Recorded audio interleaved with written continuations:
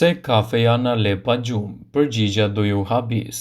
Pjesa më e vështirë e ditës është të nisësh punën në mëngjes pa pirë kafe. Këtë e kuptoj më mjaft mirë, sidomos edhe për të gjithë ata që kanë krijuar varësi nga pirja e saj.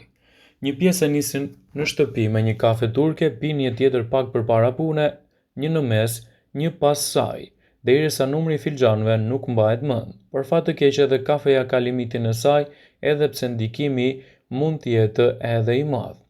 Ai mund të jetë i pakrahasueshëm me asgjë tjetër në botë për një periudhë të parë të ditës, ka një efekt shumë të mirë.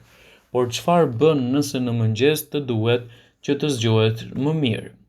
Merrni një filxhan kafeje dhe kur mund të ndaloni, shumë njerëz mund të krijojnë probleme me pagjumësi.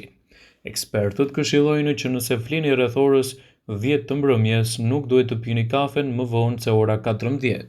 Në këtë mënyrë ajo do të ndikojë në pagjumësi. Pagjumësia mund të shkaktojë luhatje tumori dhe përkeqësim të shëndetit tuaj.